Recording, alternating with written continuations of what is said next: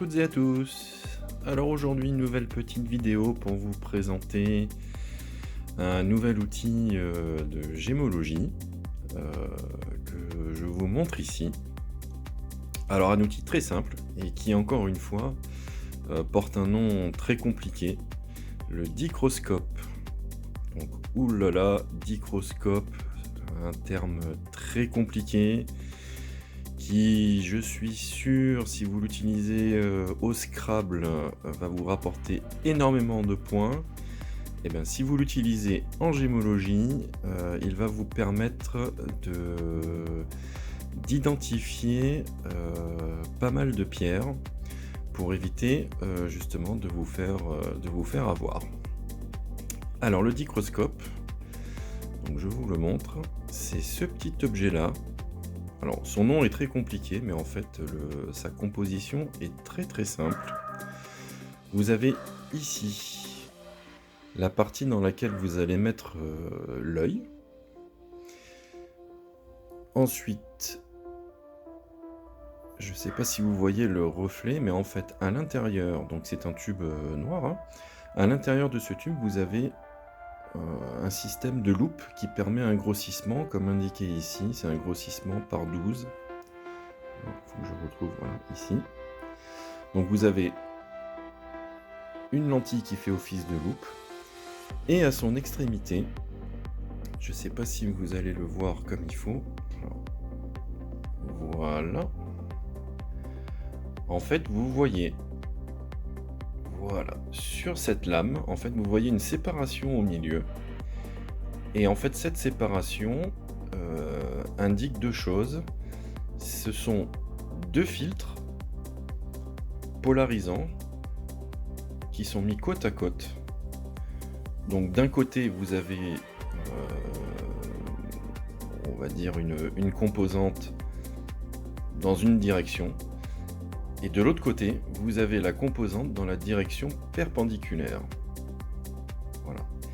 Et donc au travers, vous allez positionner la pierre de ce côté-ci et l'observer à travers cette partie-là.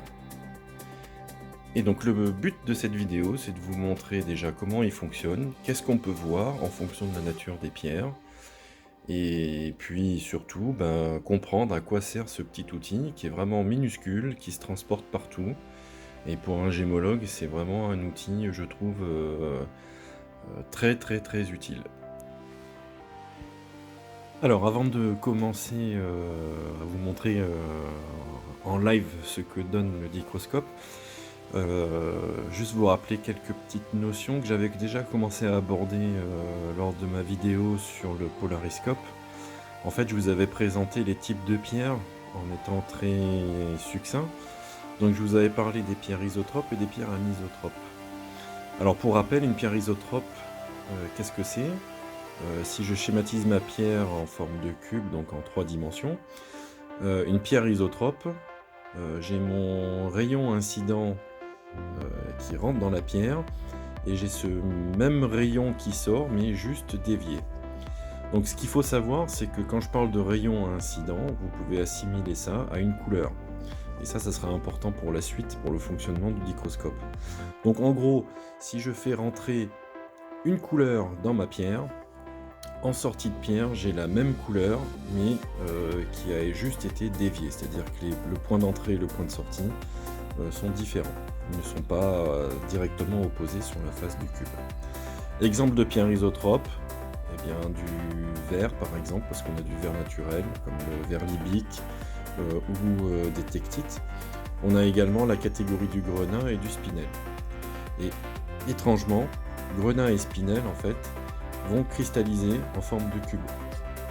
C'est-à-dire que le cristal va croître dans les 3 dimensions de la même manière, de manière identique. Alors ensuite, pierre anisotrope. Alors pierre anisotrope, c'est un peu différent, c'est-à-dire que j'ai ce rayon lumineux incident qui rentre dans mon cristal, mais en sortie de cristal, j'ai 2 nouveaux rayons, c'est-à-dire que ma lumière incidente a été décomposée en 2 rayons sortants. Au niveau couleur, vous assimilez ça à une couleur entrante. Cette couleur entrante en sortie, j'ai deux couleurs différentes qui sortent. Alors, dans les pierres anisotropes, j'ai deux catégories. Alors ça, c'est une petite nouveauté, on va complexifier un peu plus les choses. Je vais avoir des pierres anisotropes uniaxes et des pierres anisotropes biaxes. Alors, la pierre anisotrope uniaxe, c'est quand j'ai dans un cristal le fonctionnement anisotrope, sauf dans une direction où je suis isotrope. C'est-à-dire que dans une direction particulière, en fait, mon rayon incident, donc ma couleur incidente, est juste déviée. Alors, exemple de pierres qui sont isotropes uniaxes, vous les connaissez, je pense, quasiment toutes. La tourmaline, le quartz, l'émeraude, généralement les béryls, le saphir, le rubis. Alors, à titre d'exemple, je vous montre ici, vous allez de suite comprendre les choses, et la nature fait bien les choses. Donc je vous montre ici un cristal brut d'aigue marine, donc on est sur du béryl.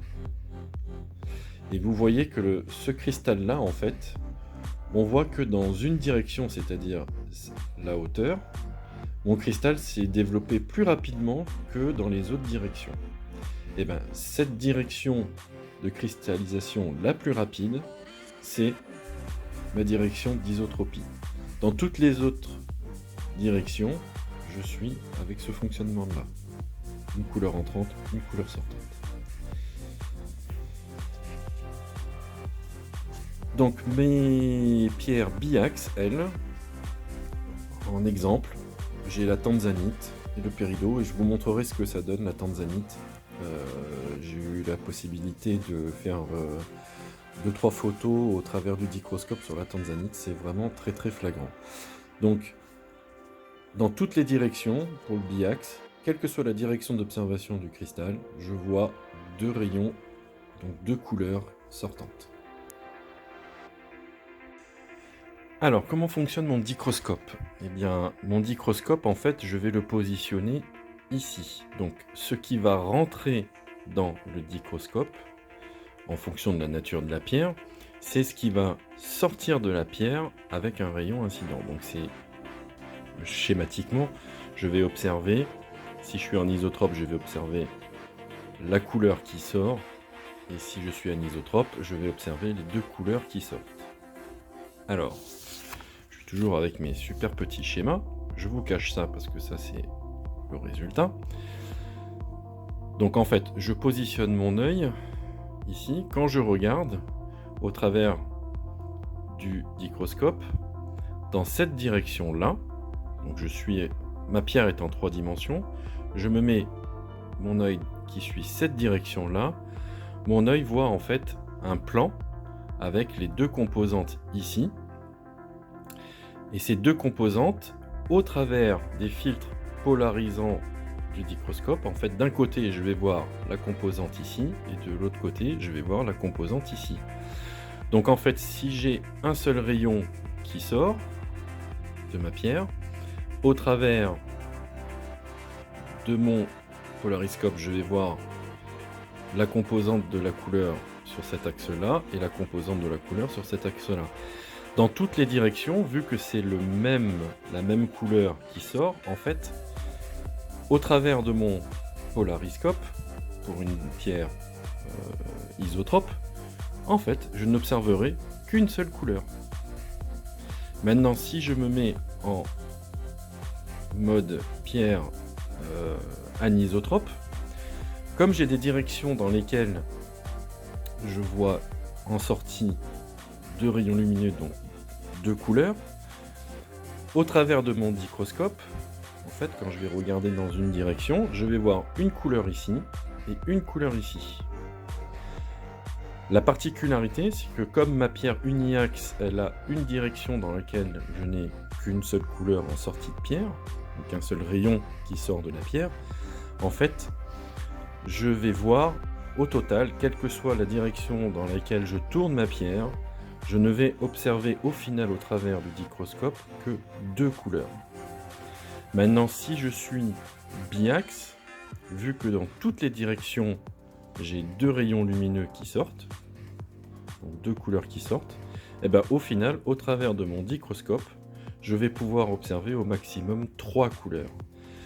Et en fait, ce résultat-là, c'est quelque part la couleur que l'on voit sortir au travers du dichroscope, elle a un intérêt, mais gémologiquement, ce qui compte surtout, c'est le nombre de couleurs que je vois au travers du dichroscope. Par exemple, si j'ai un verre qui est de couleur bleue et un saphir donc qui est de couleur bleue, je peux, comme ça, sans dichroscope, assimiler les 2 pierres comme étant identiquement des saphirs. On peut me les vendre comme des saphirs, on peut me vendre du verre comme du saphir. Ce qui me permet de savoir si j'ai vraiment un saphir ou si j'ai autre chose, c'est le dichroscope. Quand je vais prendre le verre, je ne vais voir qu'une seule couleur au dichroscope, et quand je vais prendre mon saphir au dichroscope, je vais voir 2 couleurs. Donc je saurai que dans le lot qu'on me présente comme étant à 100% du saphir, et ben dans ce lot-là, si j'ai une pierre qui ne donne qu'une seule couleur au dichroscope, je saurai que j'ai autre chose que du saphir. Et donc, mon lot, c'est pas 100% du saphir, mais c'est peut-être 50% de saphir et 50% de verre. Et donc, du coup, ça a un impact au niveau, bien évidemment, du prix d'achat.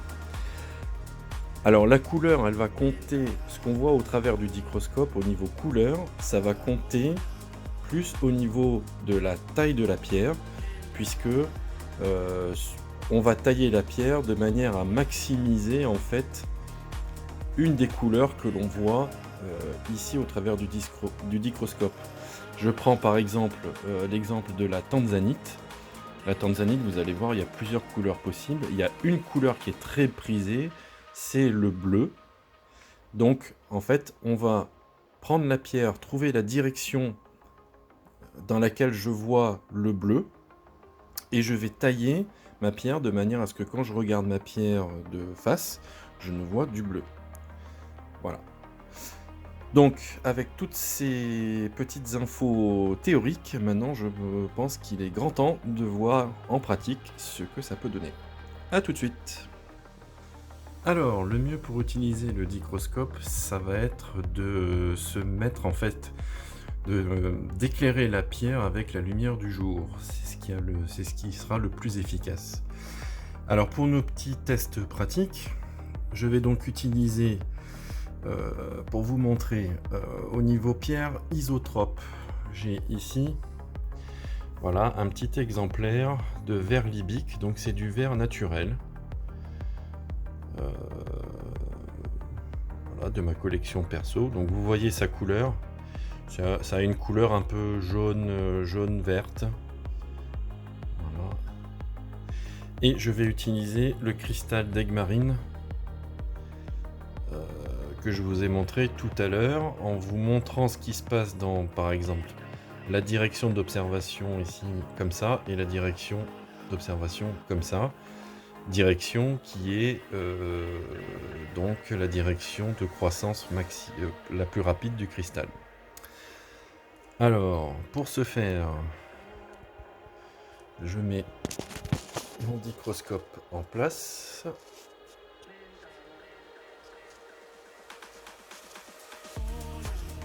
Alors c'est un peu compliqué avec le téléphone, mais ça devrait le faire.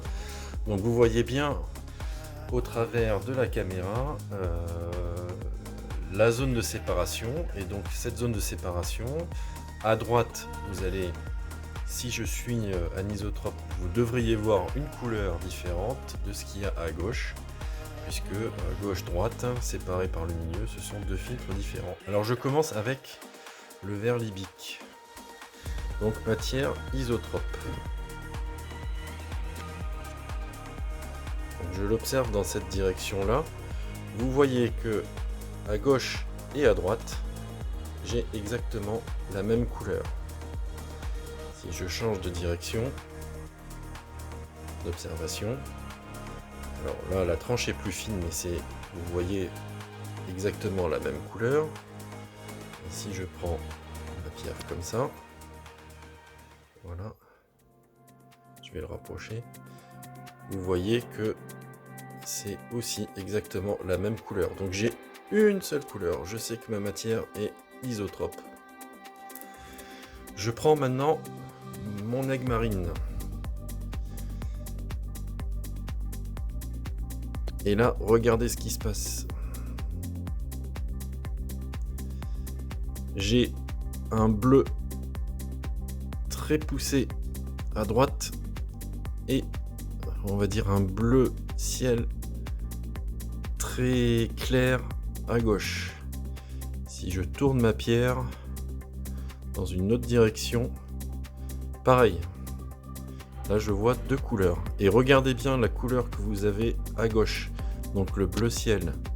Si je regarde maintenant au travers dans la direction de croissance, je vois cette même couleur bleu ciel. Alors, elle vous paraît peut-être un tout petit peu plus foncée.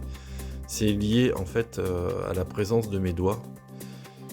Malheureusement, je ne peux pas faire autrement. Mais on est sur du bleu ciel. C'est différent de la couleur qu'on voit comme ça, à droite.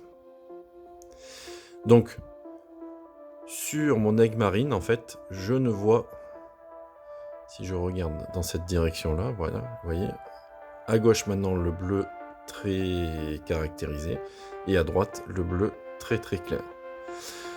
Donc là, je suis effectivement bien en présence d'une pierre anisotrope, uniaxe.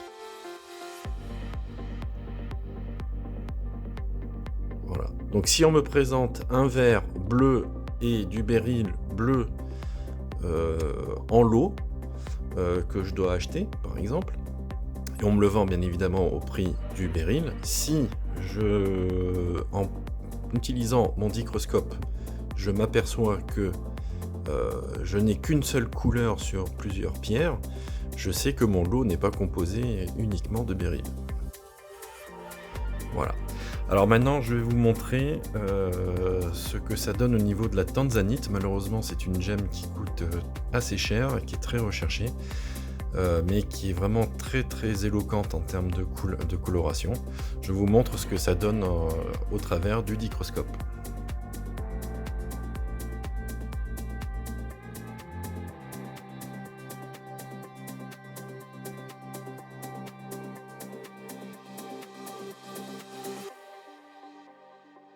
Voilà, bah écoutez, voilà cette petite manipulation avec le dichroscope. J'espère que cette petite vidéo vous aura plu. Et on n'a toujours pas fini d'énumérer les outils utilisés en gémologie. Donc, bah écoutez, je vous retrouve, je l'espère, très très vite avec une nouvelle vidéo gémologie, avec un nouvel outil à vous présenter. Voilà, merci d'avoir regardé cette petite vidéo et puis à très bientôt.